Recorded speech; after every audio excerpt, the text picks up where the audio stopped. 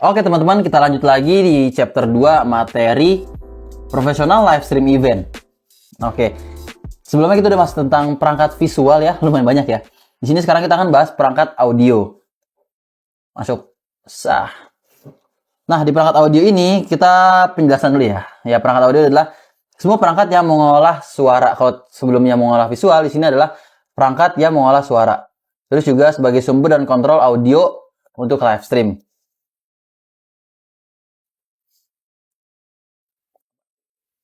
Oke, jadi gue akan jelasin juga kalau sebelumnya macam-macam kamera, di sini gue akan jelasin tentang macam-macam mic dan input audio ya.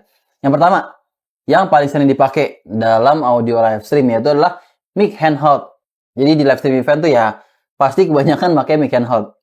Karena kelebihannya itu dia fleksibel dan umum banget digunakan, banyak banget dipakai di mana-mana dan ya udah tinggal pegang aja gitu. Dan mudah digunakan. Tinggal pakai ini, nggak usah diikat-ikat kemana, nggak usah di mana, udah tinggal pakai atau nggak kalau mau ditaruh di standnya udah tinggal taruh standnya. Kekurangan ya dia harus dibuang atau nggak harus taruh di standnya. Dan dia secara visual tuh agak kurang rapi dan kalau misalnya nggak pakai stand itu harus dipegangin terus, jadi tangannya tuh ya bergerak-bergerak terus. Ini sebenarnya cocok buat kayak MC, buat kayak apa ya, acara-acara biasa, acara-acara formal ya bagus-bagus aja sih pakai mic handheld mic ini. Atau buat penyanyi yang berfokus pada vokal, yang berfokus pada teknik vokal nih biasanya harus pakai mic handheld karena dia kan teknik vokalnya kan ada yang dijauhin, ada yang dideketin gitu kan. Nah, terus yang kedua adalah mic clip on atau lavalier. Nah, ini kelebihannya mic ini tuh nggak harus dipegang dan dia tuh biasanya kecil. Jadi anggapannya yang ngomong itu tuh kayak nggak pakai mic. Jadi bisa lebih rapi aja gitu di kamera. Tapi kekurangannya ya ini dia karena dia bentukannya omnidirectional, kita nggak akan bahas terlalu sistem ke situ, tapi dia bentukannya itu kan dia menangkap suara dari seluruh tempat ya, dari 360 tuh ditangkap. Nah, jadi dia rawan noise dan kalau misalnya kita pakai nggak bener, rawan banget sama yang namanya suara-suara gesekan. Dan kekurangannya karena dia ini bentukannya tuh clip on gitu ya, dia nggak terlalu estetik ya. Bisa banyak bahkan sekarang mic clip on ini karena udah jarang dipakai ya di sosmed banyak dibilang kayak mic masjid gitu loh. Jadi dia perlu di setup biar lebih rapih. Biasa tuh diumpetin di dalam baju atau di mana gitu. Jarang banget ditaruh di luar karena ya kurang estetik. Terus ada juga headset mic. Nah, headset mic itu tuh sebenarnya anggapannya tuh kayak ini tambahan dari mic clip on ini, mic wireless yang clip on. Nah, kalau ini kan clip on itu kan bentukannya dia di clip nih kayak gini nih. Ini sebenarnya clip on ya. Yang gue pakai nih. Set nggak kelihatan di sini nih. Nah, ini kan mic clip on yang gue pakai nih ya. Nah, ini modelnya tuh model yang wireless. Jadi clip on-nya itu yang wireless. Ada juga mic clip on tapi yang wire yang pakai kabel itu ada juga. Nah, kalau yang headset mic ini sama juga. Biasanya dia bentukannya wireless. Nah, kalau yang headset mic ini dia biasanya bentukannya wireless juga sama. Kita pindahin dulu nih ke kiri bawah. Nah, dia biasanya bentukannya wireless juga sama. Cuma ya bedanya kalau yang tadi bentukannya kayak pala kecil. Kayak pala kecil itu. Nah, kalau ini dia bentuknya tuh lebih kayak lebih keren gitu sih, lebih kayak operator-operator kayak buat delivery, buat apa namanya drive-thru ya. Tapi lebih keren dan ini penggunaannya kurang lebih sama juga. Jadi buat biar tangan kita nggak usah megang, kita bisa ngobrol sambil gestur tangannya tuh bisa lebih luas dan lebih enak gitu buat ngelasinnya. Kelebihannya posisi mic lebih stabil karena kita pakai penghayatnya tuh bukan cuma ditempel doang tapi di sini nih sama suaranya konsisten. Karena kalau misalnya kita pakai mic yang ini nih, pakai mic clip on ini yang lavalier nih yang ujungnya kayak pala kecil. Itu kalau misalnya kita taruh sini nih ya, kita ngadep kanan, itu suara kecil. Ini kayak contohnya nih, kalau gue ngadep kanan kiri itu suara beda. Kita ngadep atas suara beda. Tapi kalau misalnya pakai headset mic yang kayak gini nih, dia mau kemana pun suara lebih stabil. Jadi suara juga konsisten. Cuma kekurangannya ya dia kelihatan di kamera. Kalau orang-orang yang suka sih ya oke-oke aja. Tapi mungkin ada beberapa yang pengen kelihatan clean, yang kelihatan lebih bagus itu jadi kurang kelihatan. Dan juga dia kurang fleksibel karena cuma bisa dipakai satu headset mic ini ya satu orang aja gitu. Ini biasanya tuh dipakai buat caster sebenarnya. Ada lagi yang modelnya tuh ada headsetnya juga gitu atau dipakai buat imam masjid itu juga bisa gitu. Nah, ini ada yang keempat adalah shotgun mic. Dia sebenarnya mic juga tapi dia itu tangkapan suaranya berfokus lurus banget gitu. Kenapa namanya shotgun? Kenapa ya? Padahal shotgun kan melebar tembakannya ya. Ya, karena mungkin bentukannya kayak tembakan kali, jadi ada gun-gunnya. Jadi shotgun ini dia tuh punya kelebihan tangkapan suara dari arah yang lurus, arah tertentu yang lurus. Dan ini tuh cocok untuk suara boom. Atau kita misalnya mau ambil suara yang kita mau suara itu terisolasi. Misalnya kita mau ambil suara vokal doang nih, atau enggak misalnya kita mau ambil suara yang ada di sini doang nih. Ya udah, dia nembaknya ke sini, yang di samping-sampingnya tuh akan nggak terlalu kedengeran gitu. Jadi benar-benar dia terfokuskan ngarahnya ke sini aja. Atau dia cocok juga buat ngambil suara ambience. Dan ambience ini bisa kita tentuin juga kalau pakai shotgun enaknya. Cuma kekurangannya karena di jaraknya lurus banget, dia penangkapan suara itu lurus banget, dia butuh positioning yang tepat. Kalau misalnya kita mau ngambil suara ambience burung misalnya, ya kita harus tembakin ke burungnya nih. Kalau misalnya mau ngambil ke crowd, kita harus ke crowdnya gitu. Dan kekurangan kedua ya, mic shotgun ini sebenarnya kurang optimal di ruangan indoor karena ini kan mic-nya itu kan panjang, tujuannya buat mengisolasi suara di sekitarnya ya. Nah kalau indoor itu biasanya kan suara kita mantul. Nah itu malah bisa jadi ngerusak suara sih, bisa suaranya tuh jadi kayak deep banget, jadi agak-agak kurang bagus dipakai buat indoor sebenarnya. Tapi ya masih oke-oke juga sih.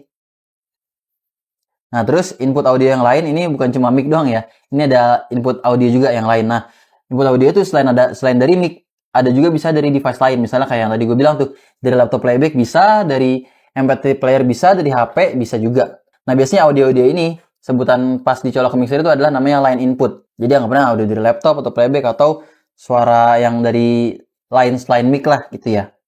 Oke, itu tadi macam-macam mic dan inputnya. Sekarang di perkabelan ya. Perkabelan itu ya ini kurang lebih ini ya. Ini ada XLR. Kalau teman-teman tahu XLR, XLR itu adalah kabel yang ada 3 pin di dalamnya. Itu namanya XLR. Gitu. Nah, ini biasa sih untuk standar profesional ya pakainya ini karena dia dari kabelnya tuh dia ada kabel groundingnya, jadi dia lumayan minim sama noise. Terus ada juga kabel TRS atau kabel jack. Nih, kayak gini nih, kabel jack nih. Nah, ini yang bisa kita pakai misalnya buat nyolok ke handphone. Mungkin sekarang handphone pun udah jarang yang pakai kabel jack ya. Tapi biasanya buat ke handphone atau ke laptop pakai jack ini nih. Nah, jack ini sebenarnya ada berbagai macam juga. Nggak cuma kabel jack ini aja. Ada yang namanya jack TRS, ada juga namanya jack TS. Itu sebenarnya lebih ke mono stereo, itu lumayan teknis. Sama ada juga dari ukurannya beda juga. Kalau misalnya di handphone atau di laptop, itu biasanya ukurannya itu yang 3,5 mm. Kalau buat profesional biasanya buat gitar atau buat apa lagi ya, buat ampli, buat colok-colokan itu biasanya ukurannya 6,5 mm. Nah ini juga umum dipakai dan dia lumayan fleksibel juga. Dia bisa dipakai buat banyak alat juga. Nah terus yang ketiga ada namanya kabel RCA. Ini nih, yang merah, putih, kuning. Nah kabel RCA ini sebenarnya kabel yang udah lumayan agak lama ya, yang lumayan jadul juga. Sekarang sih buat di lapangan jarang dipakai sih. Biasanya buat apa namanya, buat alat-alat yang lama itu biasanya masih pakai RCA. Dan biasanya cenderungnya yang baru-baru itu kebanyakan dia pakainya colokan XLR atau TRS dan jack. Secara suara sih oke-oke aja sih sebenarnya. Nah, terus habis itu ada lagi yang namanya kabel speak-on. Ini jarang kita lihat kalau misalnya kita bukan audioman, kita jarang lihat nih. Ini tuh bentukannya itu kayak bulat, terus ada lubang tengahnya ada bulatnya lagi. Ini tuh sebenarnya speak-on itu kabel yang buat penghubung antara amplifier dan ke speaker. Atau enggak buat speaker ke speaker yang lain. Jadi tuh kabel-kabel yang gede dan yang butuh dayanya yang tinggi lah, dia biasanya pakai speak-on. Jadi dia bisa lebih stabil. Dan terakhir adalah USB audio. Itu USB audio sebenarnya sih lebih ke untuk nganterin suara aja sih lewat USB ya. Nah, lanjut. Kalau tadi di visual itu ada namanya switcher untuk ngatur gambar mau pilih yang mana satu-satu. Nah, kalau di audio ada namanya mixer audio. Nah, kalau mixer audio kan kalau switcher itu kan dia ngumpulin satu gambar satu ya, maksudnya jadi kita ada 3 kamera nih yang kita tampilin satu, atau enggak bisa juga sih dibikin di beberapa, atau enggak bisa juga sih dibikin kayak satu frame ini dibikin ada beberapa visual, misalnya kayak ini nih. Ini kan gua kan PIP ya, picture ya, di sebelah sini tuh ada PPT, ini sini nih salah, sini PPT, sedangkan di sini adalah visual gue ya, kamera gue. Nah kalau mixer audio itu tujuannya untuk nge-mixing, untuk mencampurkan audio. Jadi misalnya colokannya ada banyak ya, ada mic dari mic cowok, mic MC cowok, mic MC cewek. Nah itu tuh bisa di mixing, bisa diatur supaya suaranya itu lebih stabil dan kurang lebih mirip lah. Kurang lebih nggak ada yang lebih gede sebelah. Gitu. Nah ini tujuannya itu untuk kurang lebih sama kayak switcher. Dia menghubungkan semua input tapi untuk audio, terus mengatur level dan balancing, sama bisa juga ngasih efek-efek sedikit-sedikit. Sama dia juga yang ngatur output ke streaming dan speaker. Jadi dari sini setelah diatur di mixer ini, barulah dikirim ke speaker atau kirim ke soundcard, ke streaming. Nah, yang terakhir adalah sound card. Sound card ini dia itu yang menghubungkan mixer ke komputer simpelnya. Jadi kalau misalnya di visual itu ada nama capture card, di audio ada namanya sound card. Nah, sound card ini tuh sebenarnya simpelnya gini sih. Jadi audio yang dikirim dari mixer biasanya adalah kirimannya itu adalah audio analog. Jadi misalnya kita kan kirimnya kan pakai XLR atau kabel jack ya. Nah, itu kirimannya adalah kiriman analog. Nah, sound card ini gunanya supaya sinyal analog yang dari kabel-kabel itu bisa diterima jadi sinyal digital gitu. Nah, ini adalah gambaran sound card eksternal ya.